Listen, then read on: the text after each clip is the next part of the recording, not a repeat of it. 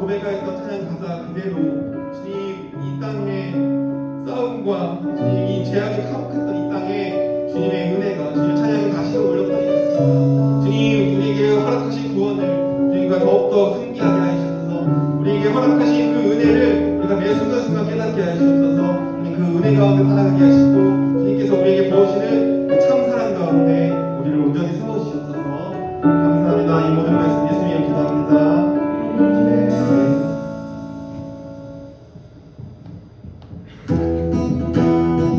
우리 주님 신령이신 주님이십니다. 우리 다들 자리에서 일어나서 우리 함께 찬양해 주겠습니다. 자리에서 일어나셔서 다들 일어나셔서 우리 손을 마시고 일어나셔서 우리 신령이 노래치지 않으리 천국이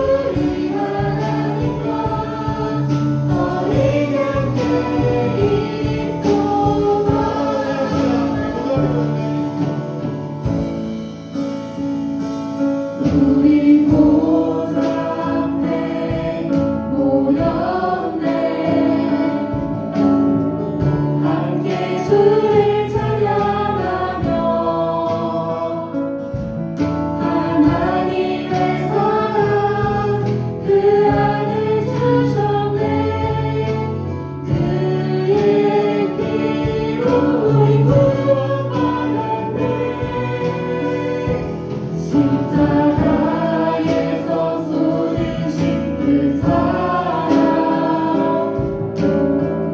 강같이 온 땅에 흘러 한 나라와 소속 백성만 원해서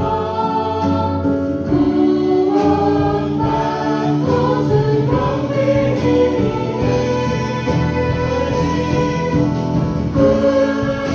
구원하시니 보좌에 앉으신 우리 하나님과 어린 양가의 거나 구원하시니 보좌에 앉으신 우리 하나님과 어린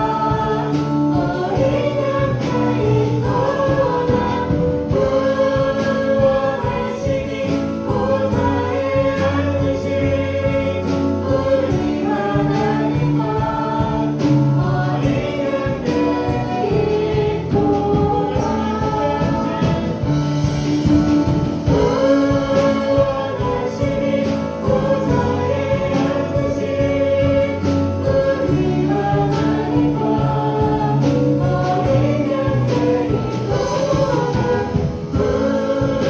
구원하시니 보좌에 앉으신 우리 하나님과 어린 양가의 구원하시니 보좌에 앉으신 우리 하나님과 어린 양가의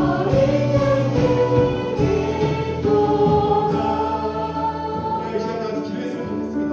우리 방금 고백했던 찬양 가사대로 우리가 그 지구를 위해서 그 사랑으로 그 아들을 보내셨고 그 아들의 사랑으로 그 아들의 희생으로 우리가 구원을 얻었습니다.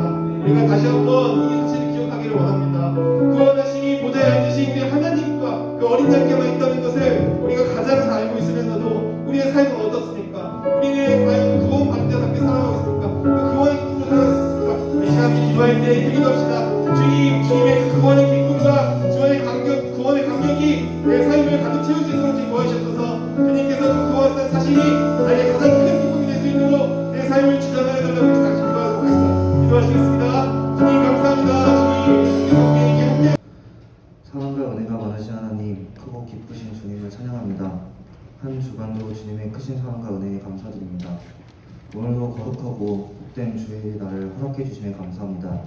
코로나에도 불구하고 건강한 몸과 진정한 마음으로 이곳에 나와 하나님 앞에 예배드릴 수 있도록 은혜 베풀어 주심을 진심으로 감사합니다. 주님의 말씀에 따라 살기보다는 세상 것들에 더 관심을 가지며 그것들을 하나라도 더 채우려고 노력했으면 고백합니다. 그럼에도 불구하고 오늘도 저희를 용납하여 주시고 더럽고 초라한 모든 죄악을 예수 그리스도의 보혈로 맑게 씻어주시니 참으로 감사를 드립니다. 이 시간 말씀을 증거하실 목사님께도 주의 놀라운 능력으로 함께 해주시고 목사님을 통해 저희 또한 주의 신령한 말씀으로 인도받기를 소원합니다. 또한 이 시간 저희가 드리는 예배가 형식적이고 습관적인 예배가 아니라 감사와 찬양이 넘치는 예배가 되게 하시고 이처 주님께 구하지 못한 것이 있다 할지라도 모든 것을 아시는 주님께서 채워주실 것을 믿습니다. 이 모든 기도 날 구원해 주신 예수 그리스도의 이름으로 기도드립니다. 아멘.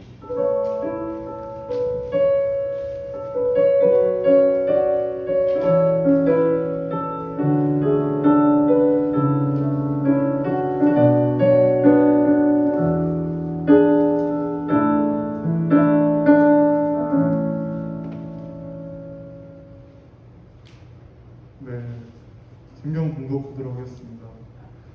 오늘 성경 본문은 로마서 9장 30절에서 10장 10절까지입니다.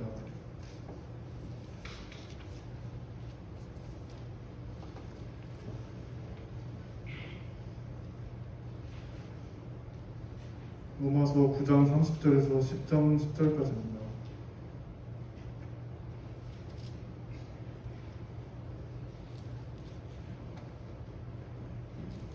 신약성경 252쪽입니다.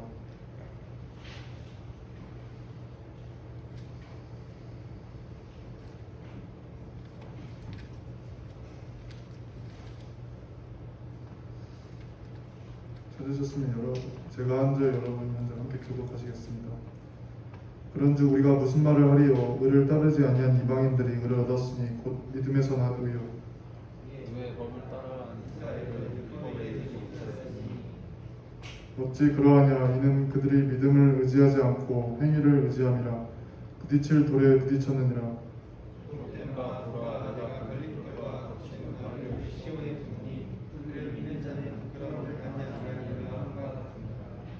형제들아 내 마음에 원하는 바와 하나님께 구하는 바는 이스라엘을 위함이니 곧 그들로 구원을 받게 함이라.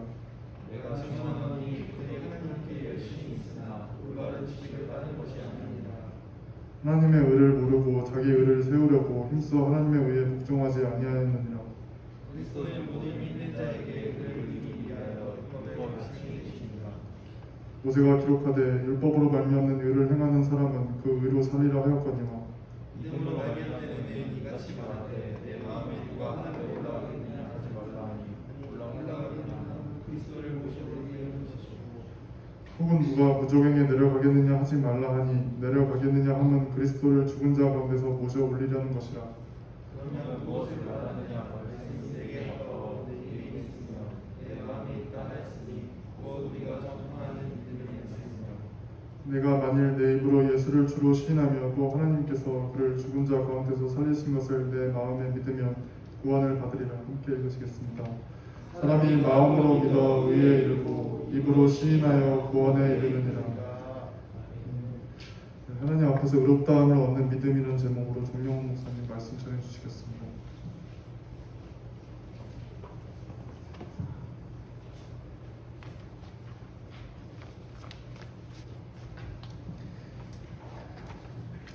할렐루야.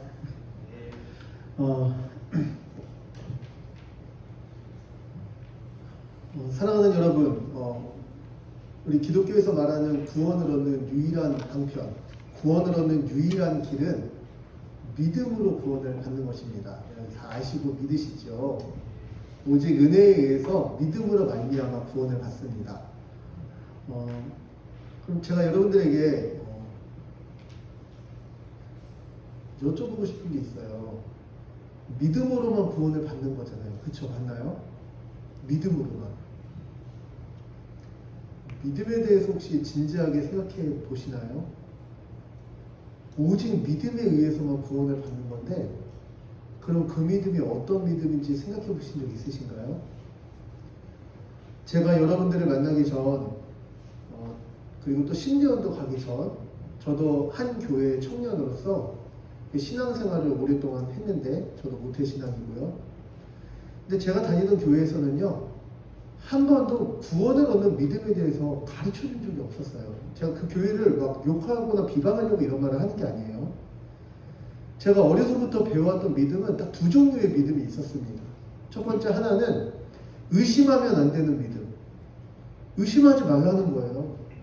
성경이 안 믿어져도 의심하면 안 되고, 그리고 머릿속으로 이해가 안 돼도 의심하면 안 된다고 믿어왔어요. 특별히 오늘 밤에 죽어도 천국 갈 수 있을지 이거는 믿어야 갈 수 있는 거기 때문에 결코 의심하지 말라고, 의심하면 지옥 간다고 배워왔어요.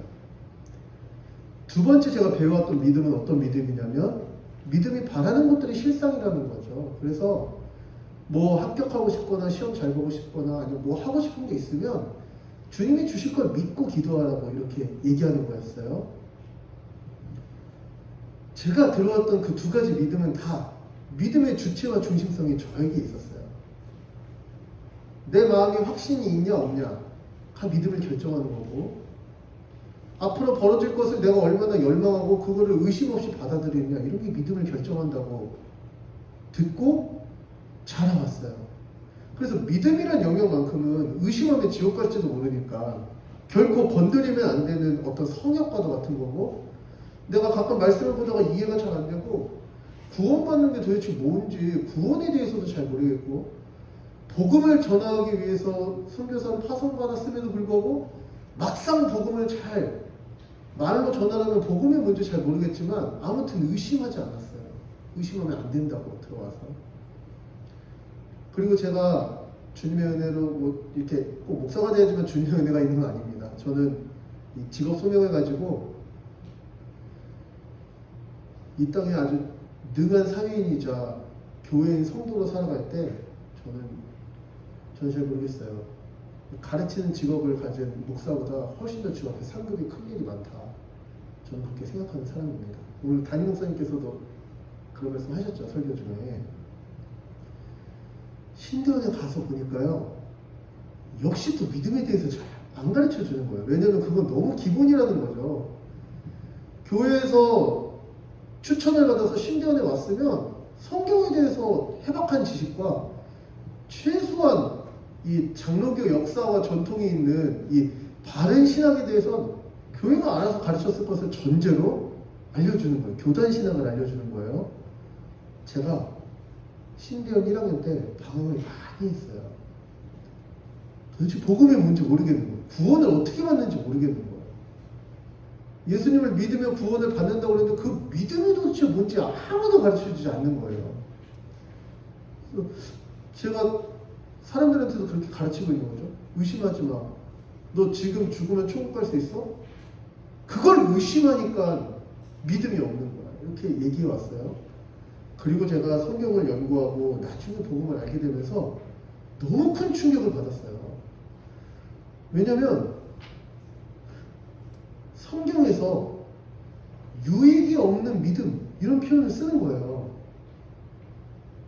하나님 앞에 유익이 없는 믿음이 도대체 뭐겠어요? 구원에 이르지 못하는 믿음 이런 얘기를 하는 거예요. 무슨 소리지 이게?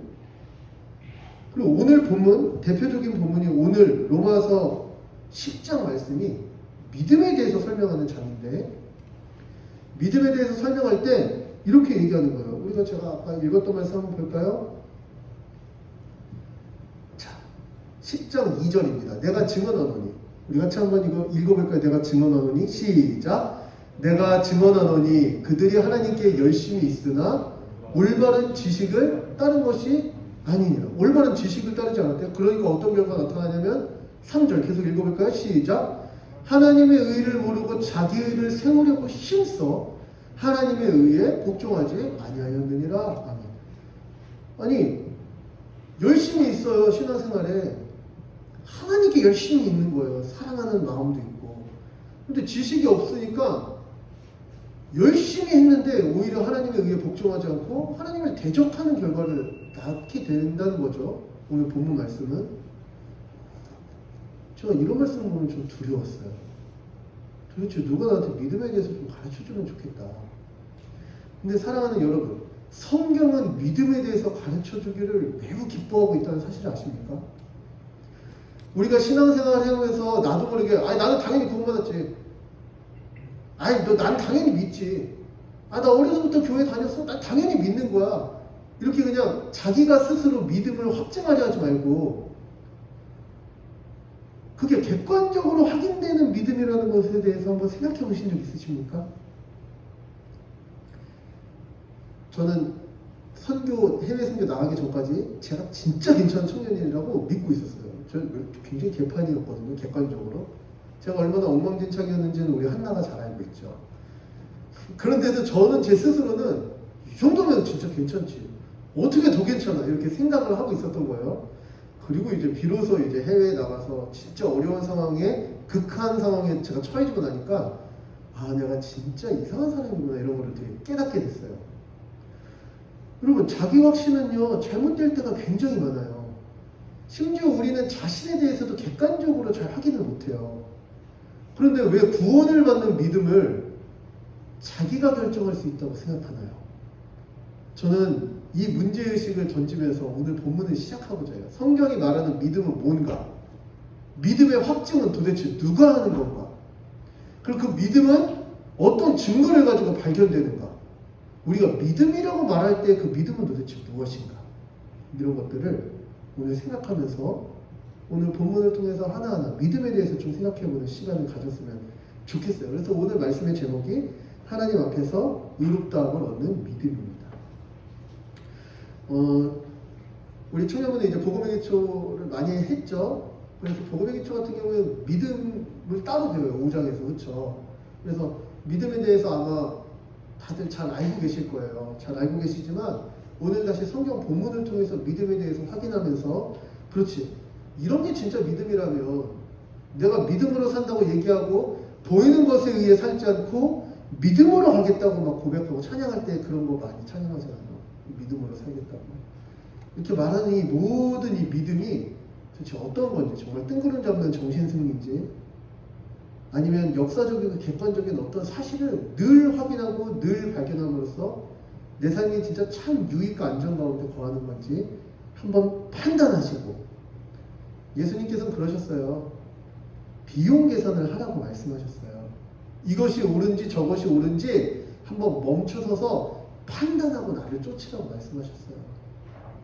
밭에 감추인 보배를 보면은 판단하는 거예요. 내가 그냥 지금처럼 그냥 살까? 보배를 발견했죠. 보배 몰랐던 것처럼 그냥 살까? 아니면 보배가 너무 귀하니까 지금 가진 모든 것을 다 팔고라도 그 밭을 사서 보배를 취할까?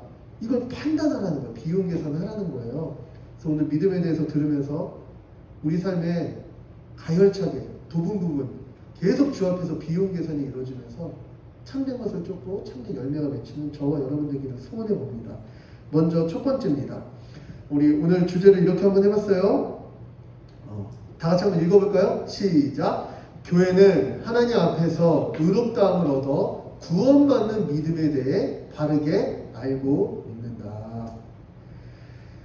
교회는 믿음에 대해서 바로 알고 믿어요. 이제 믿음을 알고 믿는다는 말이 좀 표현이 좀 그렇지만 믿음을 덮어놓고 믿는 건 교회가 아니에요. 교회가 그렇게 하는 건 아니에요. 원래 그 복음에 대해서 잘 모르시거나 잘 이해가 안 되면요, 여러분 주님이 얼마나 좋으신지 잘 이해 안 가는데 덮어놓고 믿어 이렇게 말씀하신 적이 별로 없으세요. 성경을 통해서 다 알려주시고 그걸 알려주는 목사와 교사를 우리 가운데 두시는 거예요.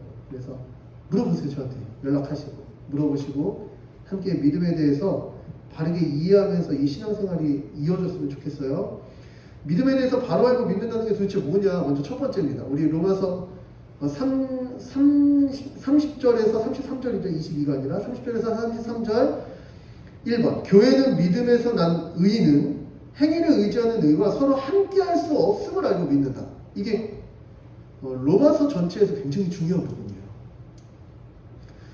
유대인들과 교회가 늘 싸웠던 부분이 바로 이런 거예요. 믿음은 행위를 근거로 해서 내 것을 자랑하거나 하나님 앞에 보상받으려는 그 모든 것들과 대척점을 지닌다. 공통의 분모가 하나도 없다. 이런 얘기를 하는 거예요. 그런데 여러분, 제가 이 말이 얼마나 우리한테 부자연스러운 말인지 한번 되게 와닿게 한번 표현해 볼까요? 여러분 이런 말씀 많이 들어보셨죠? 순종하면 축복받아, 헌신하면 상급받아, 이런 말씀 많이 들어보셨죠? 내가 뭐 하면 어떤 게 이루어져? 네가 이렇게 했어? 주님이 갚으셔. 이런 얘기를 많이 듣잖아요. 그렇죠? 근데 여러분, 제가 이제 지금부터 잘 들으시면 좋겠는데, 그런 표현에 아주 중요한 신앙적 유산이 담겨져 있다는 건 알겠어요. 그러니까 내가 할 수 있는 것들, 내 마음대로 할 수 있는 것들을 많이 포기하고 주를 위해서 헌신하는 그런 삶, 그런 시작 자체가 주의 은혜 가운데 있으니 주님이 반드시 그 모든 삶을 마침내 영원롭게 하신다. 이런 이 신앙의 원리가 너무 잘 깃들어 있는 표현이죠. 하지만 그 말을 들으면 굉장히 착각하게 되는 거예요. 우리가 마치 투자하면 결과가 나타나 이런 것처럼 주 앞에 심어 거둘 거야. 이렇게 얘기하는 게 마치 내가 뭘 하면 그것을 가지고 하나님 앞에 주장할 수 있거나 하나님이 나에게 주시는 것처럼 오해하기가 굉장히 쉽다는 거예요. 그리고 오늘 본문에 그걸 반박하는 거예요. 바울이 복음에 대해서 전할 때. 볼까요? 일단 우리는요 30절, 우리 9장 30절인데요 9장 30절 거기 본문 나와 있으니까 한번 읽어볼까요? 본문 시작. 그런즉 우리가 무슨 말을 하리요? 의를 따르지 아니한 이방인들이 의를 얻었으니 곧 믿음에서 난 의요. 아멘. 일단 우리는 뭘 아냐면 구원을 처음 시작할 때 내가 뭐 의를 이루려고 해서 구원받는 게 아닌 것을 다 알아요. 이 부분은 동의하시죠?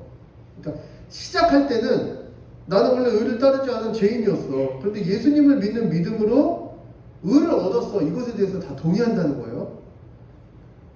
그런데 이거는 동의하고 뒤에 신앙이 이어지는 신앙의 과정은 시작은 당연히 은혜로 시작하는 거죠. 믿어서 구원받는 거잖아요. 알아요. 근데 그건 시작이고 그 이후의 신앙생활은 내가 한 것 때문에 주님이 보상해 주시는 거 아닌가요? 이렇게 설명하는 게 맞다고 생각하시는 내가 막 아닌 것처럼 막 시큰한 다음에 갑자기 맞다고 생각하시면 손들기 어렵죠. 이렇게 이해하고 있으면 로만 캐톨릭의 구원과는 똑같은 거예요. 너에게는 의를 행할 수 있는 의의 능력이 주입됐으니 인젝션이라고 하죠. 그 다음부터 네가 하나님 앞에 덕을 쌓아. 그럼 그 덕에 의해서, 그 공덕에 의해서 너에게 구원이 이루어질 뿐만 아니라 더 좋은 내세에 이르게 되고, 너의 공덕이 넘쳐나면 너는 그때부터 세인트야, 성인이야. 그래서 너의 공덕을 다른 이에게도 나눠줄 수 있어. 이렇게 공덕을 쌓는 것으로 차별이 있는 걸 얘기하면 이거는 로만 캐톨릭뿐만 아니라 기독교를 제외한 모든 종교의 구원과는 똑같아요. 뭐 이슬람도 그런 거잖아요. 알라의 뜻에 다 맞춰 순종해서 발알라에 가는 거잖아요. 뭐 불교도 그렇죠. 내가 마음을 비우고 욕심을 싹 없애고 그 모든 것을 다 비워냈을 때 비로소 열반의 경지에 오르는 거죠. 자기가 뭐 하는 거야 다. 힌두나 도교도 다 이 세상 만물에 깃들어 있는 신의 이치와 정신을 받들어서 세상과의 합일점을 이루고, 그래서 우리는 초월을 경험한다. 이런 거는요 다 우리가 뭔가 하는 거예요. 그리고 이게 우리한테는 너무 익숙한 거예요. 내가 뭘 하고 하나님이 보상해 주시고, 이 땅에서의 삶이 그렇잖아요. 그런데 복음이 뛰어난 이유, 우리가 하나님의 은혜에 대해서 찬양할 수밖에 없는 이유가, 이 땅에서 살아가는 삶의 보편 원리는 심은 대로 거두는 일반 은총 가운데 있을지 몰라도, 우리 같은 죄인이 영원한 나라에서 영원한 천국을 누리며 영원한 복락을 누리는 이 너무 거대하고 엄청난 일, 우리가 무엇을 열심히 해도 바다에 모래 한 스푼 던지는 것 같아서 아무런 그 영향이 없는 것 같은 연약함을 느끼는 우리 인생에게 오직 하나님의 은혜에 의해서 부어주신 이 구원이라는 사건에 대해선 성경은 철저하게 너의 행위가 조금도 거기에 개입될 수 없음을 얘기하고 있는 거예요. 교회는 그걸 알고 믿기에, 그걸 알고 믿는다면 여러분, 우리가 구원받는 게 큰 은혜예요.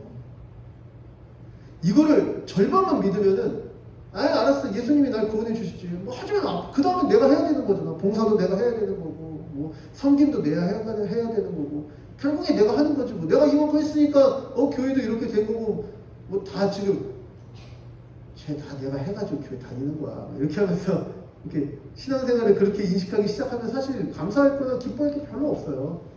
굉장히 고대요. 언젠가 보상받을 그 보상을 위해서 내가 지금 좀 열심히 하고, 내가 고대지만 심는다, 이건 저축의 개념이다, 이렇게 하면 이거 굉장히 은혜 없는 신앙생활이 되기 쉬워요. 하지만 성경은 그렇게 얘기하지 않아요. 그래서 신자들, 초대교회 신자들뿐만 아니라 모든 성도들이 이 땅의 믿음 때문에 그렇게 큰 고난을 받음에도 불구하고 늘 감사하고 기뻐하면서 믿음의 길을 살았던 이유가 사실 여기에 있어요. 나의 삶의 어떠함이, 내 행동의 어떠함이 주께서 주신 이 무조건적으로 베푸신 은혜에 조금 더 기여하지 않았다. 내가 믿음을 가진 이후에 모든 삶의 호흡은 주님께서 덤으로 주신, 진짜 공짜로 주신 선물과도 같은 삶이다. 이 삶을 내가 다시 내 스스로 읽어가는 것처럼 살지 않겠다, 이렇게 고백하면서 살았던 게 신자의 삶인 거예요. 그게 31절에 이렇게 잘 나타나는 거예요. 2번인데요, 가로 2번인데요. 교회는 행위로 하나님 앞에 의롭다 되기 위해서는 아무리 노력해도 완전하신 하나님 앞에서 율법에 의해 죄인으로 판결받을 수밖에 없음을 알고 자기 행위를 자랑하거나 행위를 근거로 보상을 구하지 않는다. 31절 이거예요. 이스라엘에게 하나님께서 율법을 주셨어요. 율법은 되게 좋은 법이에요. 거룩한 법이에요. 하나님 나라의 아주 높은 뜻을 가르쳐주는 법이에요. 문제가 있어요. 그 법을 수여받은, 그 법의 지배를 받는, 그 법을 따라야 되는 우리가 마음 깊은 것부터 부패해서 하나님의 생각과 결코 같지 않다는 데 문제가 있어요. 하나님의 거룩함을 법으로 주셨지만 우리의 마음은 그거를 기뻐하지도 않고 원하지도 않고 따르고 싶지도 않고, 따르면 고되고 힘들기만 하고 막 자꾸 그걸 어기고 싶어요. 우리 마음에 문제가 있는 거죠. 하지만 이 법을 객관적으로 판단했을 때 너무 좋은 법이 맞아. 정말 이렇게만 되면은 정말 좋을 것 같긴 해. 그래서 유대인들이 어떤 착각을 했냐면 이 법을 다 지키는 건 불가능하겠지. 하지만 613가지 율법 가운데 절반 이상, 아니 좀 더 많이 지키면서 삶을 치열하게 가열차게 지키기 위해서 살아가면 하나님이 그거 모르시겠냐? 그거 보상해주지 않으실까? 유대인들이 그렇게 가르치기 시작했어요. 율법 부흥운동이 일어난 다음에. 그리고 그것을 가지고 이렇게 얘기한 거예요. 의의 법을 따라갔지만 결국 율법에 이르지는 못했다. 이렇게 바울이 고발하는 거예요. 왜냐면 제가 거기 본문 적었어요. 갈라디아서 3장 10절에서 12절. 같이 한번 읽어볼까요? 오늘 설교 노트에 있으니까요. 잘 안 보이시고 화면도 작은가? 화면 보고 한번 읽어보시죠. 준비 시작. 무릇 율법 행위에 속한 자들은 저주 아래에 있나니 기록된 바 누구든지 율법책에 기록된 대로 모든 일을 항상 행하지 아니하는 자는 저주 아래에 있는 자라 하였음이라.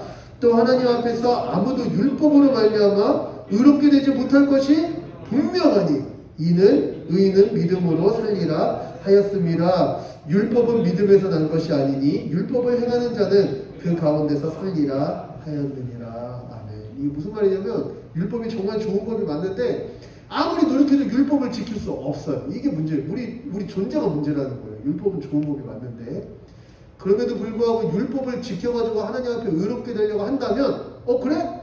그럼 법대로 한번 해볼게. 네가 법대로 하려고 한다면. 그래서 법대로 심판하시겠다는 거예요. 근데 법대로 심판하려면 법은 다 지켜야 되는 거죠. 법은. 나는 도둑질을 안 했지만 살인죄는 지었어요. 도둑질을 안 했으니까 대단한 거 아닙니까? 누가 이렇게 얘기해요. 살인죄를 했으면 그걸로 벌을 받는 거죠. 이제 그렇게 법대로 하면 그렇게 된다는 거예요. 기록된 모든 것을 항상 지켜야 돼. 이렇게 얘기하는데 우리가 못한다는 거예요. 그래서 하나님이 믿음으로 구원을 얻는 새로운 길, 율법 외의 방식으로 길을 열어줬어요. 로마서 4장에서 우리가 했잖아요. 그런데 그거를 알고도 율법 외의 방식, 너무 좋아요. 근데 율법 외의 방식대로 하니까 내가 좀 드러나진 않는 것 같아요. 여기 다 율법의 방식으로 다 구원받았다고요? 주님, 턱 까놓고 얘기해 봅시다. 내가 쟤보다는 좀 괜찮지 않습니까? 다 구원받... 저기보다는 내가 좀 더 괜찮은 것 같은데? 저기 또 괜찮지 않나요? 이렇게 된다는 거예요, 막. 이 땅에서 이 타락한 죄인이 가지고 있는 끊임없이 남들보다 더 우월을 느끼려고 하고, 때로는 누군가가 나보다 못할 때 은근한 희열을 느끼고, 막 이런 많은 이 타락한 인간의 이 죄성이 계속 믿음으로 구원받은 은혜와 계속 대적하게 한다는 거예요. 믿음으로 구원하니까 너무 좋아. 근데 나는 어떻게 된 거야? 왜 맨날 예수님만 드러나야 돼? 아니, 예배는 내가 지금 드리고 있는 거 아닙니까? 나도 좀 드러나고 싶어요. 이렇게 된다는 거죠. 그리고 이게 이제 유대인들이 딱 걸렸던 함정이었어요. 그래서 성경이 이렇게 얘기하는 거예요. 32절, 33절. 믿음을 의지하지 않고 행위를 의지하는데 그때 행위를 의지하면 반드시 돌에 부딪히게 될 거야. 이런 얘기를 하는 거예요. 이사야 말씀이거든요. 33절. 보라, 내가 걸림돌과 거치는 바위를 어디에 둬요? 시온에 두노니. 이 시온이 하나님의 구원이 완성되리라 약속한 바로 그 성읍이거든요. 그런데 그 시온, 구원이 완성될 때 우리에게 다 걸리는 거, 우리에게 다 대척점을 가지는 게 하나 있으니 그게 행위가 아닌 오직 은혜로 구원을 받는 거예요. 사랑하는 여러분, 말씀을 그냥 그렇게 듣지 마시고 한번 생각해 보세요. 나는 정말 은혜로 구원받은 게 기쁜가? 아니 그래도 찬양팀도 하고, 찬양팀 너무 열심히 잘하는데 큰 잡으려는 게 아니에요. 뭐 이렇게 찬양팀도 하고 밖에서 안내도 서고 오늘같이 비 오는 날 이렇게 예배도 드리고, 오늘 결석이 많은 것 같은데 이렇게 난 거잖아요. 아무튼 그래서 이렇게 나오기도 하고 이런 날 아주 이렇게 하면은 우리도 모르게 막 내가 남들보다 더 잘하고 없고 막 자랑하고 싶고 막 이렇잖아요. 그럼 여러분, 제가 도전을 드릴게요. 그게 정말 하나님이 주시는 성령의 생각인지, 아니면 하나님이 하나도 없어도 전혀 상관없는 나의 생각인지 한번 생각해 보세요. 판단해 보세요. 선행을 하잖아요. 우리가 옛날부터 덕목을 들었잖아요. 오른손이 하는 일을 왼손이 모르게 하라. 자랑은 안 해. 자랑은 내가 막 내 입으로는 말을 안 하겠어. 그거 너무 제 속된 표현으로 짜친 것 같아. 너무 그건 좀 별로야. 좀 약간 찌질해 보여. 하지만 알려주면 좋겠어. 남들이 다 알았으면 좋겠어. 이런 마음이 우리한테 있잖아요. 그런데 여러분, 놀랍게도 예수님에 의해서, 은혜에 의해서 구원을 받은 자, 그리고 그 마음에 성령이 깃들어서 성령이 늘 인도하시고 하나님의 모든 은혜 가운데 거하게 하는 자는 인식이 어떻게 되는 거냐면, 내 거 갖고 내가 도와줬잖아, 이런 마음이 점점 옅어지는 거예요. 아니, 나는 도와줄 수 없는 자인데 나에게 주님이 이런 마음도 주시고 기회도 주시고 물질도 주셔서 나를 통로로 쓰시는구나. 주님이 하시는 거지 내가 하는 게 아니다. 이렇게 점점 주재권이라고 하죠. 주인의식이 바뀌어가는 거예요. 그래서 봉사를 해도 도와도 나를 자랑할 게 별로 없어지고, 진짜 주님은 놀랍다. 이거 돕고 이거 좀 섬긴 다음에 그렇게 잘난 척하고 싶은 나를 이렇게까지 변화시켜 주시니 정말 주님은 놀랍다. 고백하면서 사는 게 신자의 삶이에요. 근데 여러분, 조금만 신앙생활을 내 공로에 의해서 하나님께 뭔가 보상을 받는 개념으로 인식하잖아요. 바로 은혜에 의해서 구원받는 삶은요, 바로 거치는 돌이 돼요. 부딪히는 돌이 돼요. 그렇게 서운할 수가 없어요. 주님, 헌금 내가 했는데요. 주님, 나 친구랑 놀러 갈 수 있었어요. 지금 내가 여기 예배 나오는 게 쉬운 일인지 아십니까? 이런 마음이 막 생겨요, 막. 그리고 그런 마음을 가지고 막 하다가 어느 날 내가 생각했던 대로 내 인생이 잘 안 풀린다든지 뭔가 이렇게 원하던 대로 길이 뚫리지 않을 때 우리는 원망하게 되죠. 시험 들었다고 얘기해요. 그리고 여러분, 주님이 주시는 믿음엔 그런 요소가 없다는 걸 다시 한번 기억하시기 바랍니다. 바로 3번이에요. 믿음은 어떤 거냐? 자신이 아무것도 온전히 해온 것이 없음에도 오직 은혜에 의해서 믿음으로 구원받는, 이 주 예수 그리스도의 복음은 자기를 의지해서 신을 만족시키려는 모든 시도와 결과 함께할 수 없는 대척점이 된다는 걸 알고 있는 거예요. 내가 뭘 해가지고 신을 만족시킬래? 이렇게 했으면 하나님도 양심이 있지, 좀 갚아줘야죠. 이런 생각은 결코 복음과 함께할 수 없는 생각이라는 거예요. 그래서 실제로 우리가 느낄 때는 이 두 개가 같이 있는 것 같아요. 나는 예수님의 은혜도 알아요. 나는 그러고 은혜로 구원받는 거 나는 믿죠. 하지만 하나님이 이 정도는 갚아줘야 되는 거 아닙니까? 이 두 개가 양립할 수 없는 거예요, 여러분. 잘 기억하시길 바라요. 우리가 교육적 효과에 의해서 은혜로 구원받습니다, 이거를 고백할 수는 있어요. 하지만 우리 생각의 프로세스가 그렇게 되는 건 약간 다른 일인 거예요. 그럼 내가 했는데 이렇게 된다면 여러분, 다시 믿음을 점검하세요. 내가 진짜 은혜를 잘 알고 있는 건가? 시작부터 그렇게 할 리 없는 사람에게 하나님이 은혜로 이 모든 것을 열어주셨다는 걸 정말 인정하고 있는 건가? 내가 이 자리에 나와서 예배 드릴 리가 없는 사람인데 오늘 같은 날 여기까지 나온 게 다 주님이 시작하셔서 인도하신 일이라는 걸 고백하는 믿음이 정말 있는 건가? 고민하시면 좋겠어요. 적용입니다. 하나님의 기준은 교회를 열심히 다니는 좀 착한 사람이 되는 게 아닙니다. 거룩한 율법이 바로 하나님의 기준이에요.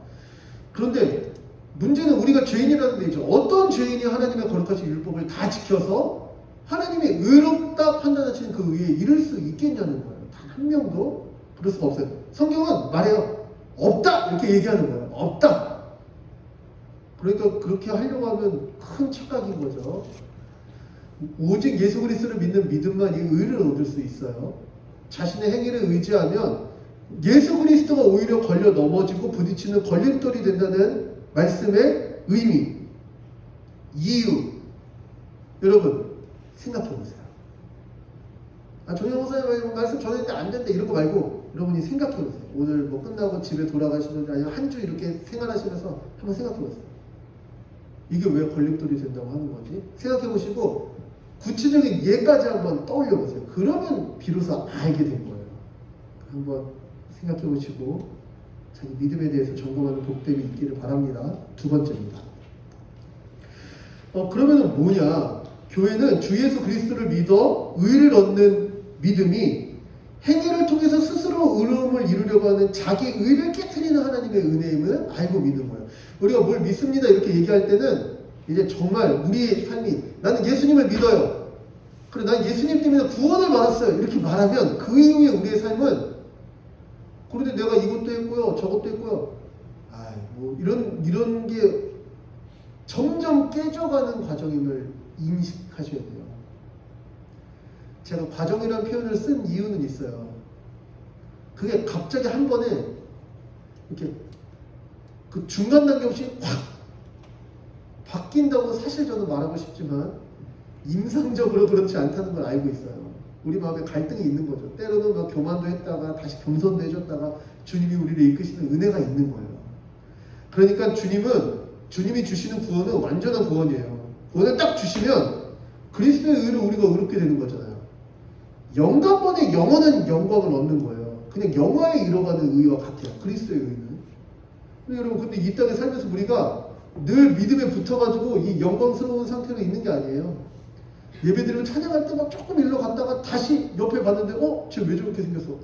너무 싫어. 갑자기 일로 갔다가 막 계속 왔다리 갔다리 할 때 성령께서 계속 우리의 인식과 사고와 실제 삶의 열매들을 계속 이쪽으로 밀어붙이셔서 마침내 이곳에 이르게 되는 성화의 과정이 있다는 걸 제가 인정해요. 그래서 뭐라고 얘기하냐면 믿음으로 의를 얻었다는 것은요 날마다 자기를 자랑하는 자기 의를 깨트리는 과정이다. 그 연속이다. 이걸 아셨으면 좋겠어요. 먼저 교회는요 믿음에 대한 올바른 지식이 필요합니다. 우리 10장 1절과 2절이에요. 우리가 아까 읽었잖아요. 하나님께 열심이 있으나 올바른 지식을 따르는 것이 아니다. 지식을 따르지 않으니까 하나님을 대적하게 되죠. 오히려 복음 전하는 자들을 죽이고요. 하나님의 구원자로 오신 예수 그리스도 십자가를 못 박는 거죠. 여러분 알고 있어야 돼요. 믿음에 대한 올바른 지식이 있어야 돼요. 사랑하는 여러분 한 번도 믿음에 대해서 고민한 적이 없었나요? 내지는 뭐 다들 열심히 하네. 그거 그렇게 급한 거야. 이렇게 생각이 있나요? 아직 믿음에 대해서 한번 알아보려는 마음조차 없나요? 믿음에 대해서 아셨으면 좋겠어요. 구원을 얻는 복음에 대해서 관심을 가지셨으면 좋겠어요. 영원한 생명이 달린 일이잖아요. 영원한 생명뿐만 아니라 이 땅에서 살아가는 자세와 태도와 삶의 열매를 다 바꾸는 일이잖아요. 진짜 은혜와 평강과 희락이 있는 일이잖아요. 이 땅에서 그 어떤 좋은 것으로도 줄 수 없는 참 하나님 나라의 평강이 깃드는 일이잖아요. 복음에 대해서 관심을 가지셨으면 좋겠어요. 그와 함께 제가 스승의 주의를 맞아서 새로운 도전을 하나 드립니다. 복음은 혼자서 눈 감고 생각하다가 스스로 깨달을 수 있는 게 아니에요. 신적 지혜이자 신적 계시거든요. 하나님이 누군가를 통해서 가르쳐 주셔야지. 내지는 하나님께서 가르쳐 주기 위해 기록된 말씀을 통해서 얻을 수 있는 거예요. 혹시 복음을 잘 알고 계십니까? 누군가가 가르쳐 준 거예요. 꼭 감사한 마음을 가지시길 바랍니다. 우리 목장에 목자들이 있어요. 되게 유치한 적용이지만 목자들이 이렇게 연락도 하고 막 수고도 하고 헌신도 하잖아요. 어떤 보상이 있을까요? 목자들한테 제가 월반 정산 이런 거 해줄까요? 없어요. 오히려 목자들은요 속상한 일이 더 많아요.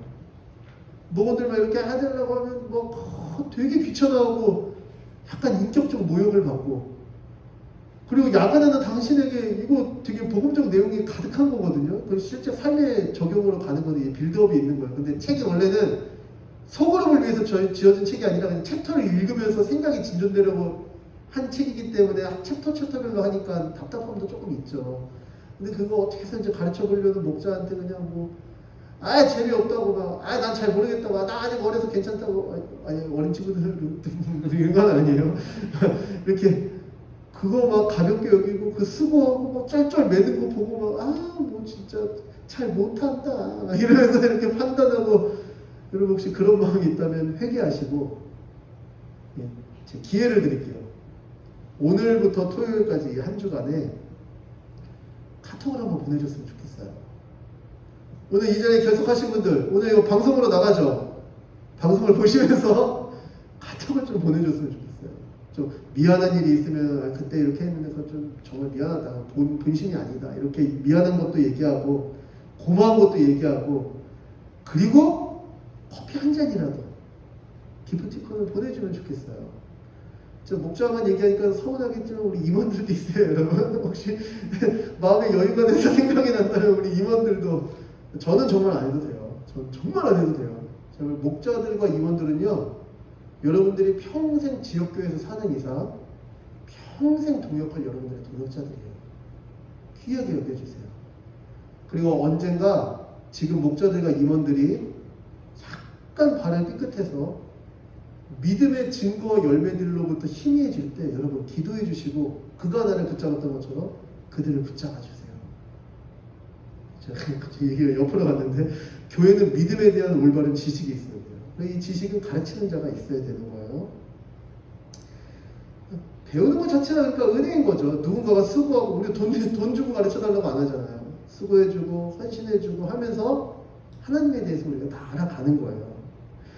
그런데 여러분 그 복음을 알면 알수록 믿음에 대해서 깨달으면 깨달을수록 신자는 자연스럽게 뭘 경계하냐면 3절 하나님의 의를 모르고 자기의 의를 세우려고 힘써 하나님의 의에 복종하지 아니할까 두려워하고 그걸 경계해요. 은혜를 알면 알수록 여러분 아 너무 기뻐요 너무 감사해요 예, 당연한 거고 한 가지 분명한 경향이 나타나는데 그게 뭐냐면 날마다 나는 죽노라 이렇게 고백하는 거예요. 자꾸 자기 의를 가지고 자기를 자랑하거나 아니면 다른 사람을 판단하거나 아니면 우리도 모르게 자꾸 레벨을 매기고 등급을 매기고 하려는 모든 시도를 경계하고 그리고 다시 은혜 안에서 겸손해지려고 애쓰는 게 신자의 복음 많은 삶임을 여러분 기억해 주시면 좋겠어요. 3번하고 연결되는데요. 교회는 우리 주 예수 그리스도를 믿는 자는 그리스도께서 율법을 모두 지켜 이루신 온전한 의를 은혜로 얻는다는 사실을 알고 믿음의 대상과 내용인데 그러니까 믿음이 은혜로 이루어져요. 이렇게 말하는 건 여러분 사실 아는 게 아니에요. 드는 걸 그냥 고백하는 거 복귀하는 거죠. 그냥 이렇게 다시 재진술하는 거죠. 믿음이 은혜잖아요. 이렇게 얘기하는 거.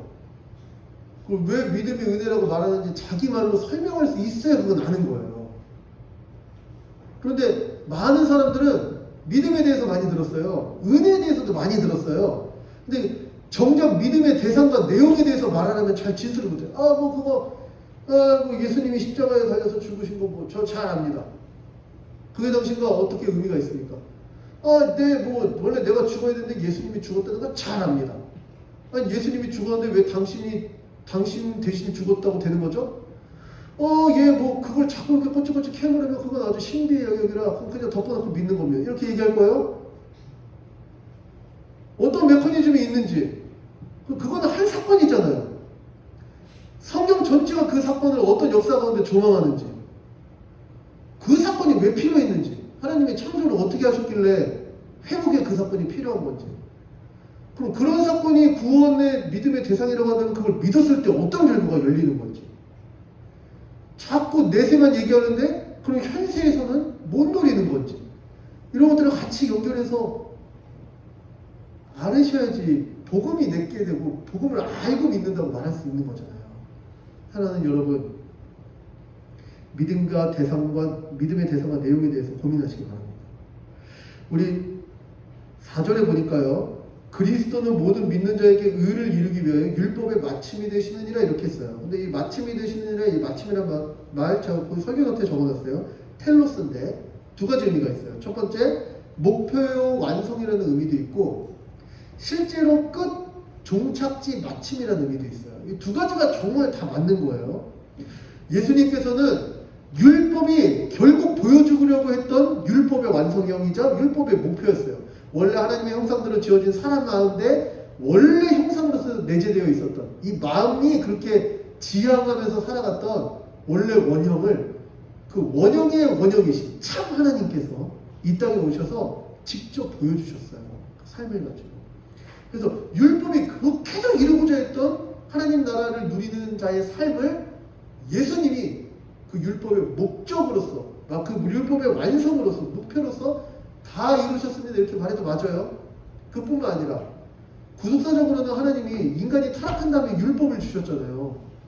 아니 왜 타락한 다음에 주시냐고. 타락한 다음에 주시니까 뭐 지키지. 이렇게 얘기할 게 아니에요. 타락 전에도 주셨어요. 하나님의 형상으로 법이 없어도 그냥 마음이 기뻐서 행하도록 우리를 그렇게 지으셨어요. 근데 타락하면 아니, 우리가 하는 일은 다 바벨을 쌓는 일이에요. 우리가 하나님을 대적하기 위해 저 하늘 높이 탑을 쌓아서 우리 이름을 온 지면에 내고 흩어짐을 면하게 하자. 하나님이 뭐 홍수로 심판하든 말든 물이 산까지 잠겨? 그 위에 있으면 될 거 아니야. 이렇게 자기를 위해서 살아가는 인생인데 하나님은 거룩한 법을 주셨어요. 왜냐하면 법을 줘도 진짜 지키기 힘들고 너무 어렵고 하나도 못 지키고 법이 주어진 세상이 너무 악하고 이 모든 것을 통해 우리가 이룰 수 있는 게 아니구나를 깨닫게 하시고 마침내 그 끝에 하나님의 구원을 기다리고 기뻐하게 하기 위해서 하나님은 또한 율법을 주셨어요. 목표이자 완성이기도 하고요. 끝이자 마침이고 종료이기도 해요. 갈라디아서 3장 말씀 넣었는데 한번 읽어보시고 생각해 보시죠. 4번입니다. 교회는 이 믿음의 대상과 내용의 이 믿음을 구축한다는 걸 잘 알 때 스스로 거룩을 이뤄서 예수 그리스도를 대신하는 죄를 범치 않나요? 여러분, 적그리스도 아시죠? 적그리스도. 요한계시록 요한일서에 많이 나오잖아요. 적그리스도. 적그리스도 들어보셨죠? 원어로 보면 안티크라이스트예요. 근데 이 안티는요 두 가지 의미가 있어요. 우리가 안티페니아 이렇게 말할 때 잘 아는 안티, 대적하다, 반대하다 이런 의미도 있고요. 또 하나 안티, 대신하다, 교묘의 자리를 차지하다 이런 의미도 있어요. 자기가 거룩을 이루려고 하는 것 이게 바로 적그리스도예요, 여러분. 그리고 주님이 교회를 세우신 이후에 교회는 늘 이 이단의 공격을 받아왔어요. 복음? 좋지. 복음이 좋은데 거기에 할례도 한 번 더 받아보자. 복음? 좋지. 은혜로 구원 얻는 거잖아. 그런 다음에 너도 공덕을 쌓을 수 있다고 한번 얘기해보자. 여기에 우리가 이루는 어떤 것을 조금만 더 하면 두 개가 상호 보완돼서 더 완전해질 것 같잖아요. 실제로는 안 그런 거예요. 복음을 거부하게 되는 거예요. 예수님이 널 은혜로 구원하셔서 하지만 증거로서 손톱을 바짝 잘라봅시다. 하면 뭐 누군가 손가락 자르고 있는 거예요. 내가 이만큼 더 했다는 걸 과시하는 거예요. 이게 적그리스도임을 기억하시기 바랍니다. 그래서 성경은 처음부터 믿음에 의해서 의를 얻었던 이야기 창세기에 나오죠. 그리고 신명기 여기 갑자기 6절 7절 보면 이게 무슨 소린가 해요. 뭐 너 하늘로 올라가겠느냐 하는 뭐 모시로 내려오는 거고 뭐 무적에게 들어가겠느냐 하면 뭐 그리스도를 다시 모시고 올라오는 거 이게 무슨 소리냐면 내가 이 율법을 지키기 위해서 내가 저 하늘에 계신 저 하늘 위까지 올라가가지고 무언가를 내가 성취해야지 뭔가를 딱 획득해야지 지킬 수 있는 거 이렇게 말하지 말라는 거예요. 그러면 예수님이 성취하신 모든 것들을 다 무의로 돌리는 것 같다. 야, 내가 기도를 열심히 했더니 말이야 하나님이 저 깊은 죄를 나에게 쏟아주시더라. 야 기도해. 기도 하루에 5시간씩 해. 세상이 열려. 아니 제가 그 말이 정말 맞을 거야 아마. 근데 그렇게 얘기할 때 우리가 그걸 대본에 어떻게 받아들이냐면 오케이 5시간 하나님께 인풋하면 어떤 초월의 경지를 나에게 아웃풋으로 주시는구나 이렇게 얘기하지 말라는 거예요. 그 어느 것 하나 그리스도의 은혜 없이 하나님의 인도하심 없이 이루어진 게 아무것도 없으니 우리의 삶과 이 신앙의 여정에 마치 어떻게 하면 됩니다. 이렇게 하면 되고요. 저렇게 하면 되고요. 이렇게 하면 복을 받고요. 이렇게 하면 성공합니다. 이런 말을 하지 말라는 거예요. 그런 말을 하지 말고 오직 뭐라고 얘기하냐면 다 하나님의 은혜입니다. 이렇게 얘기하는 거죠. 우리 적용 5번과 6번 적용인데 한번 읽어보시기 바랍니다. 우리 자, 설교를 짧게 하기로 해서 우리 마지막 3번 한번 보겠는데요. 알겠어요. 그러면 믿음은 내가 스스로 뭐 자꾸 하려고 하는 게 아닌 거네요. 알겠어요. 그럼 내가 스스로 하려는 게 아니니까 그냥 나는 가만히 있으면 되는 거겠네요. 그냥 뭐 아무것도 안 하고 가만히 있으면 하나님이 알아서 인도하신다는 거죠. 좋네요. 뭐 아무것도 안 하겠습니다. 이렇게 말할 수 없다는 거죠. 그게 바로 8절부터 10절입니다. 교회는 믿음으로 얻는 의는 반드시 마음과 입의 열매로 드러남을 알고 믿어요. 3번이죠. 이게 도대체 무슨 소리냐면 잘 한번 들어보시죠. 믿으며 구원을 받는다고 했어요. 이건 은혜라고 그랬어요. 근데 이 믿음은 그냥 덮어놓고 내가 확신하고 믿는 게 아니라 믿음의 대상과 내용이 있기에 그 믿음이 일단 첫 번째 잘 아는가 잘 모르는가 해가지고 일단 첫 번째 분별이 가능해요. 잘 모르고 덮어놓고 믿었을 때 그걸 온전한 믿음이라고 말할 수가 없어요. 그래서 믿음이 들음에서 난다고 얘기하는 거예요. 지식이 없이 이루어지는 믿음은 없는 거예요. 그러면 믿음은 지식만 있냐? 그건 아니에요. 그래서 오늘 뭐라고 얘기하냐면 마음과 입의 열매로 드러난다고 8절부터 10절까지 계속 얘기하고 있는 거예요. 이게 무슨 얘기냐면 이 믿음은 내가 아무것도 한 것 없이 얻어지는 이 믿음은 객관적인 증거를 가지고 알려지는 믿음이기도 하다 이런 표현인 거예요. 믿음은 하나님이 주시는 거야. 알 수 없는 거야. 그냥 몰라. 이건 알 수 없어. 이렇게 불가지론으로 가지 말라는 거예요.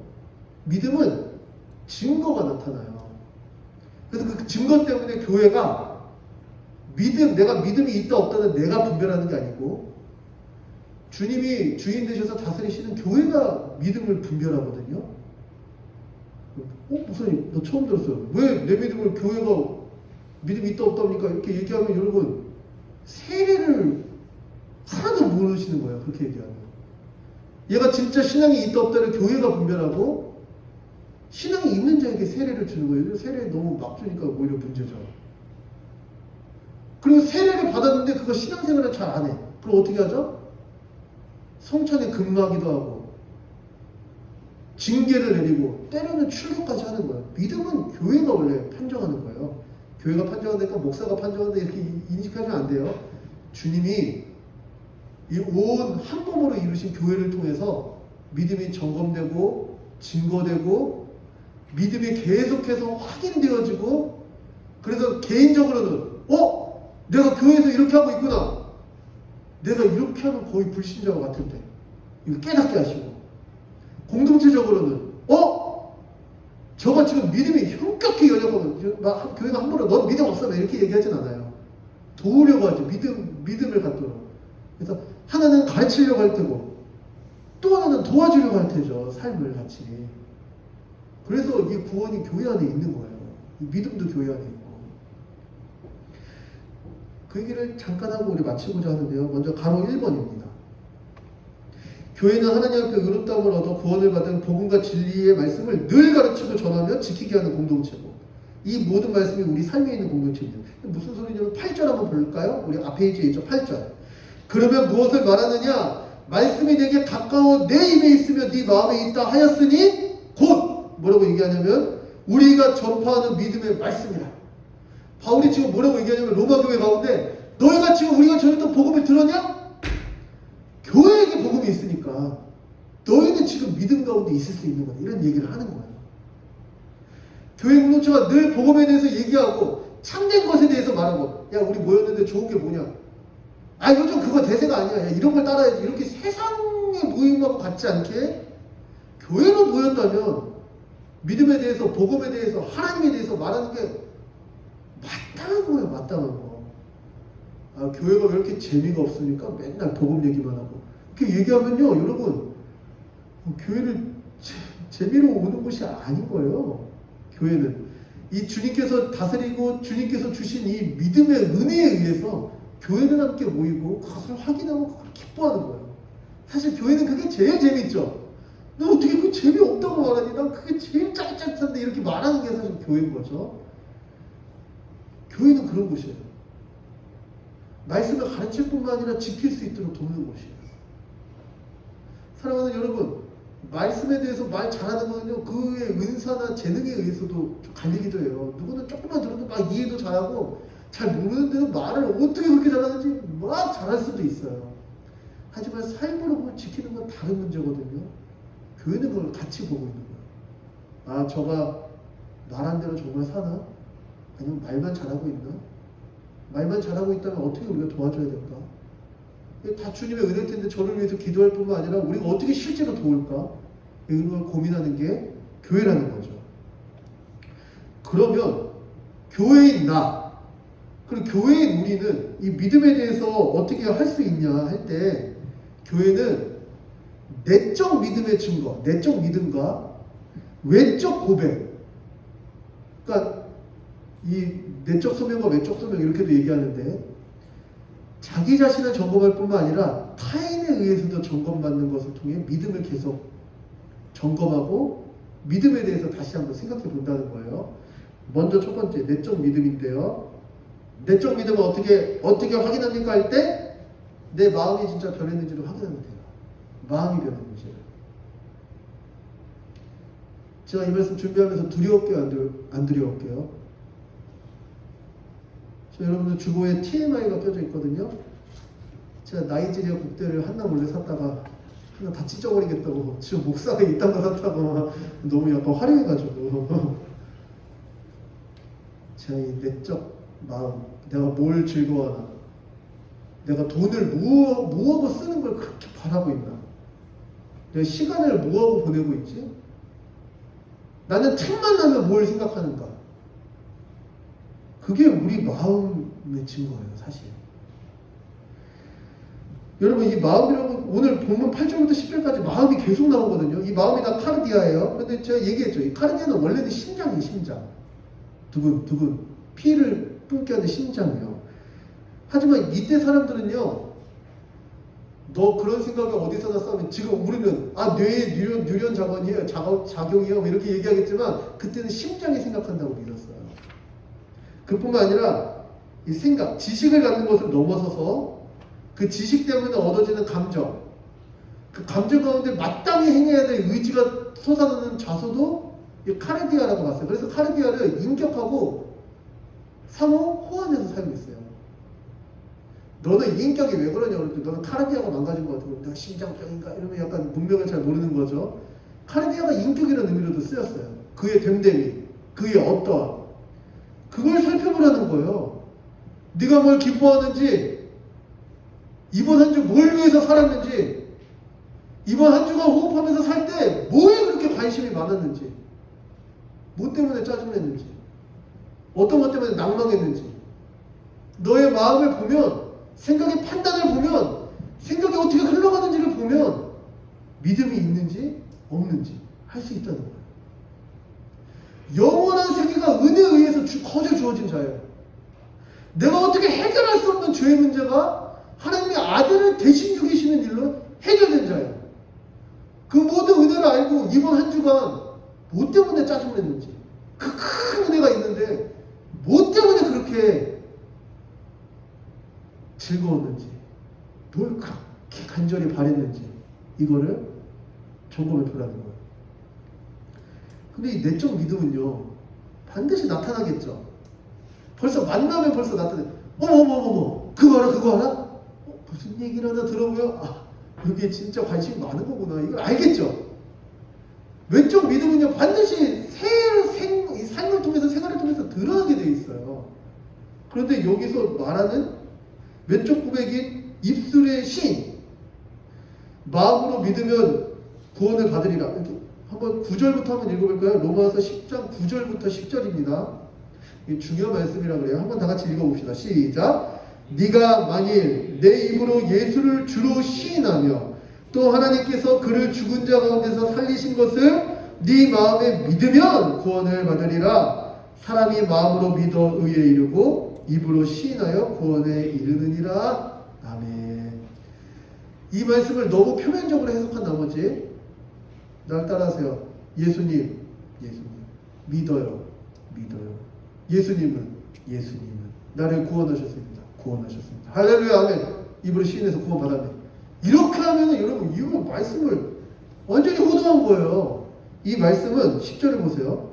마음으로 믿어 의에 이르고와 입으로 시인하여 구원에 이르느니라의 의에 이르고와 구원에 이르느니라가 같은 의미예요. 하나님이 의롭다 하는 게 구원이라는 의미인 거예요. 근데 하나님이 의롭다 하실 때 마음을 성령으로 다 바꿔버린다가 6장, 7장, 8장에서 계속 했던 얘기잖아요. 하나님이 너를 구원하시면 너의 마음이 바뀌어. 근데 마음이 바뀌면 혼자서 내 마음의 천국이야 이렇게 살 수가 없다는 거예요. 마음이 바뀌면 지극히 사적인 영역이잖아요. 여러분 제 마음 아세요? 모르죠? 제 마음은 한낱과예요. 뭐 이런 거예요. 여러분 제 마음을 아무도 몰라요. 사람 마음을 어떻게 알아요? 그런데 지극히 사적인 영역의 마음은요, 가장 공적인 영역에서 드러나요. 어떻게 드러나냐면 그걸 입술의 고백, 입으로 시인하며라고 쓴 건데, 시인하며라는 단어 제가 적었어요. 호모로기오거든요. 이게 호모라는 전치사랑 로고스, 여러분 로고스 아시죠? 레고라는 이제 말하다라는 단어에서 나온 말, 언어 이런 뜻이 로고스랑 호모가 붙은 건데, 이 호모는 그 호모 아니에요. 호모는 같다 이런 거예요. 그래서 그런 말이 그게 그런 의미가 되는 거구나. 같으니까 그런 거 이렇게 이해하시면 돼요. 그래서 호모 로고스 하면 말과 같다 이런 말인데, 그래서 처음에 어떻게 얘기하냐면 약속하다, 선포하다 이렇게 된 거예요. 1차 의미는 야, 내가 거기 갈게. 말과 행동이 똑같아. 그 약속한 거네. 이렇게 된 거예요. 두 번째, 법정에서 고백하다, 시인하다가 있어요. 선서, 지금부터 나는 이 신성한 법정에서 진실만을 말할 것을 선서합니다. 이에 위반할 경우에 어떠한 벌도 달게 받을 것을 약속합니다. 황제가 누구야? 퀴리오스가 누구야? 주가 누구야? 저는 로마 황제가 아니라 주 예수 그리스도입니다! 이렇게 얘기하는 입술의 고백이 공적 영역에서 나타난다는 거예요. 로마 시대예요. 그리고 로마예요. 로마 서점이에요. 황제는 신의 대리인의 역할을 했어요. 그리스도인들은 왜 탄압했는지 알아요? 퀴리오스라는 황제의 아주 독특한 이 용칭.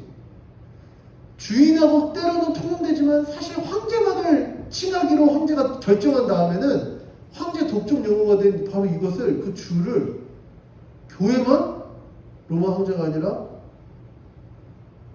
반역죄로 죽으신 예수 그리스도입니다. 이렇게 얘기하는 거예요.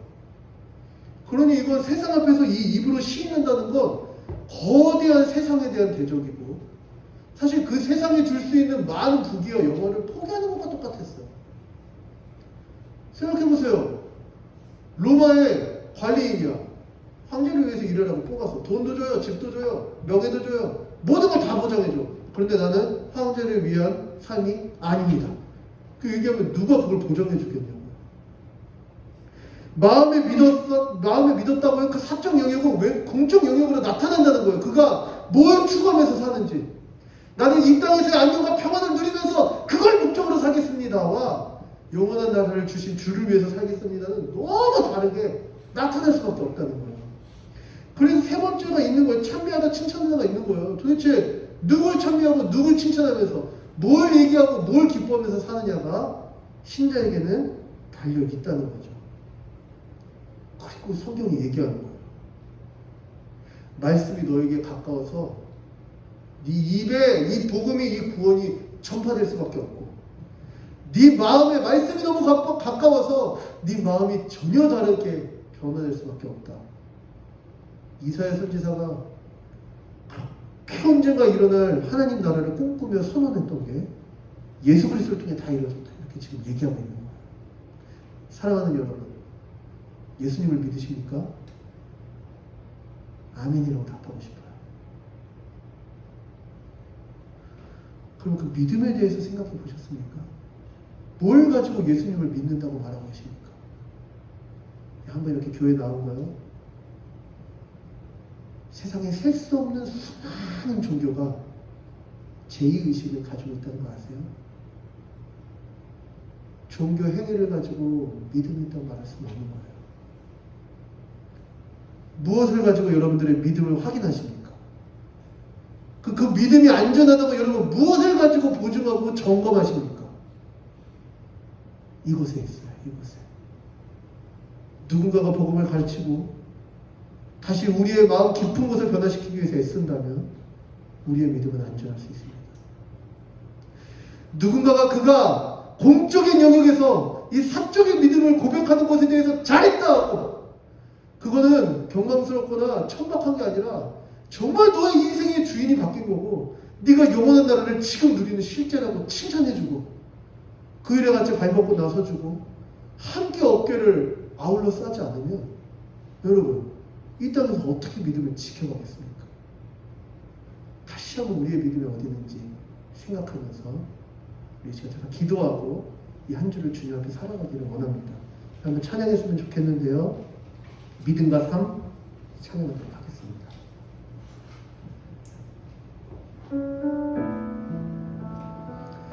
우리 오늘 말씀을 생각하면서 우리 이 찬양 같이 부르고 우리 마음에 감동 받으신 대로 자유롭게 조금 기도하는 시간 갖도록 하겠습니다.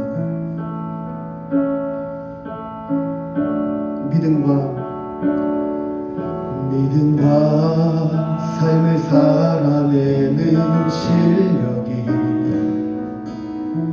너무나 다른 내 모습을 볼 때에 이 모습도 주가 사랑하실까 자신 없는 내 모습 그저 주님 앞에 있네 나 같은 자도 사랑하여 주시고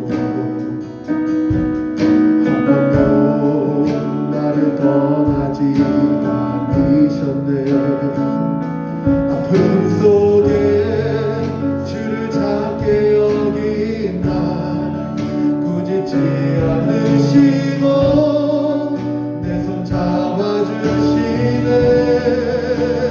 오직 주님만의 두려움 없네 고난을 통해 날 만드시는 믿네 주님만이 내 모든 것 되시네 주의 강한 손 날 붙드시네 주님만의 오직 주님만의 소망이네 내 삶을 통해 영광 받으신 주님 주님만이 내 모든 것 되시네 주의 떠나신 날 노래하네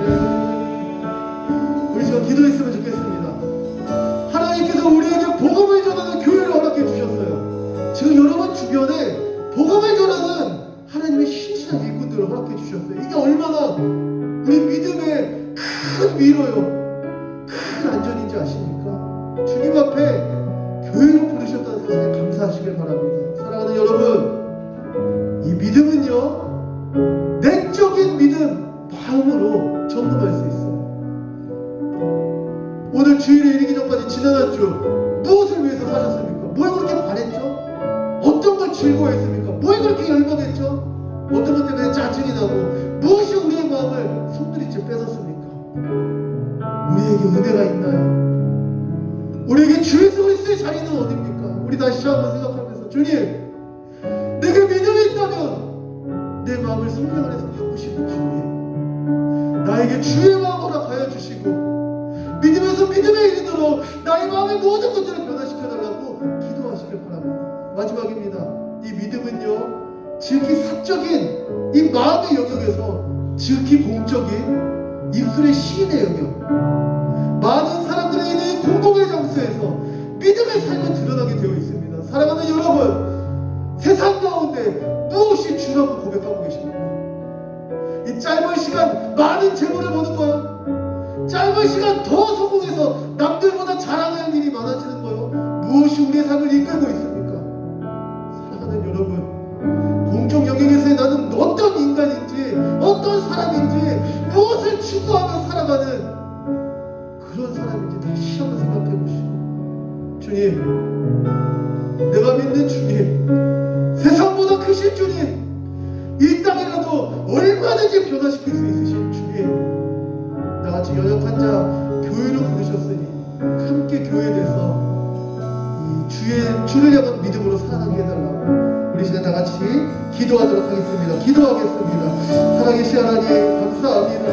아버지, 우리를 믿음의 로 불러주시고 아버지 오직 은혜로 불러주셔서 아버지 한 주 다시 한번 믿음에 대해서 생각하며 살아갈 수 있는 은혜와 기회를 허락해 주시는 주님 감사합니다. 많은 사람들이 믿음에 대해서 얘기하고 많은 사람들이 은혜에 대해서 얘기하지만 그것이 정말 하나님의 의롭다함을 얻는 의에 대해서 얘기하는 것인지 영원 하나님 나라의 구원에 대해서 말하는 것인지 다시 한번 더 고백합니다. 죄로부터의 구원, 영원한 의로부터의 능력, 아버지 새로운 지향과 새로운 삶의 예배들이 우리의 삶에 나타나고 있는지 아버지 다시 한번 생각할 때 우리 마음의 상태를, 우리 마음의 묵상을, 우리 마음의 기뻐하는 것들을 점검하면서 날마다 예수 그리스도 복음 앞에 우리 마음을 세우게 하여 주시옵소서. 주님, 이 땅의 공적인 정역에서 나는 어떠한 사람입니까? 무엇을 기뻐하는 사람입니까? 무엇을 타협하는 사람입니까? 어떠한 사람으로 이 많은 세상 앞에서 나를 증거하며 선포하며 선언하며 살아가고 있습니까? 주님, 나의 공적 영역에서 있는 모습을 변화시켜 주시옵소서. 아버지, 외롭다고 생각하고 두려워하는 이 마음을 주님 믿음의 마음으로 변화시켜 주셔서 세상의 주여, 영원한 나라의 주관자이신 다시 우리 주님 의지하면서 주님이 이 땅에 또 신비로 돌아갈 때 마침내 이 땅도 하나님의 나라의 역사가 시작됨을 믿으며 오늘도 같이 한번 믿음으로 도전하게 하여 주시옵소서. 우리의 주가 주 예수 그리스도라고 고백하며 살아가는 믿음의 삶을 우리 안에 허락하여 주셔서 주의 이 모든 삶 가운데 오직 주님 안에 노력이 없고 오직 주님 안에 소망이 있음을 고백하며 살아가는 우리 되어지도록 주님 우리 가운데 역사하여 주시옵소서. 주님 믿음도 하여 주시옵소서. 우리 같이 고백합니다. 오직 주님 안에, 오직 주님 안에 두려워 없네. 고난을 보내 날 만드시는 있네. 주님만이 모든 것 되시네. 주의 강한 손 알고 계시 우리 주님 안에, 오직 주님 안에 소망이 있네. 내 삶을 통해 영광 받으신 주님, 주님만이 모든 것 되시네. 주의 선하신 나 노래하네. 주님만이 내 모든 것 되시네. 주의 선하신 나 노래하네.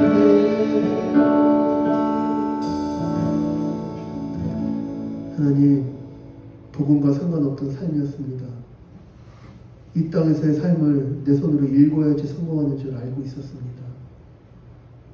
돈을 많이 쌓는 것이 삶을 행복하게 할 것이라고 굳게 믿고 있었습니다.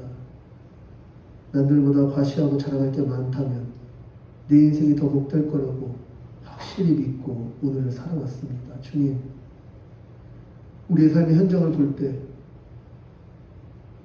주의 구원의 은혜를 받을 만한 자격 없음을 다시 한번 고백합니다.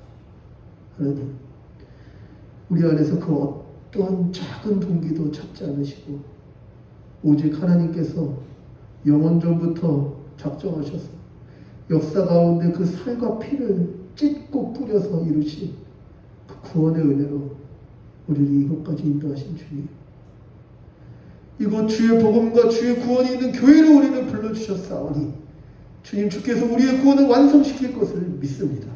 하나님, 교회로 살아가는 이 땅에서의 삶이 때로는 분투하는 삶 같고 때로는 손해보는 삶 같아서 주저되어지는 바로 그때에 다시 우리 마음을 믿음의 마음으로 변화시켜 주시고 연약한 우리의 밑설 가운데 다시 주님만이 주라고 시인할 수 있는 용기 허락하여 주셔서 함께 더불어 믿음을 지키며 믿음을 격려하며 믿음의 참되다고 하나님을 찬양하면 함께 걸음걷는 이 교회적 삶이 우리 삶에 참 구원의 기쁨과 복됨으로 가득하게 하여 주시고 이 땅에선 더 더디게 느껴지지만 마침내 주의 은혜로 승리하는 복됨도 우리로 하여금 목도하며 경험하게 하여 주시옵소서.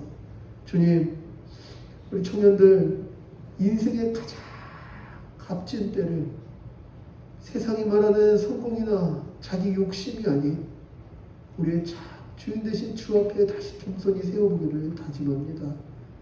주님, 이런 마음 주님께서 허락하여 주셨사오니 우리의 호흡이 다하여서 영원한 나라에 들어갈 때까지 주님, 이 마음을 주께서 지켜주시고 우리를 위해 친히 간구하시는 우리를 인도하시는 주의 은혜 힘입어 날마다 믿음에서 믿음으로 더 믿음으로 전진하는 우리 모든 사명의 청년들 되게 하여 주시옵소서. 주님, 교회에 복음이 있어야겠습니다.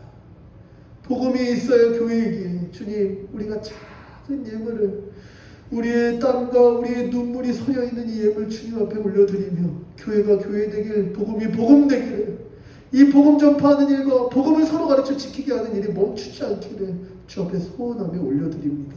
주님, 이 예물이 각양각색의 모양으로 쓰이겠지만 그 모든 것을 통해 주의 은혜가 드러나게 하여 주시고 교회가 더욱더 영광스러운 주의 교회 되어지도록 주님 역사하여 주시옵소서.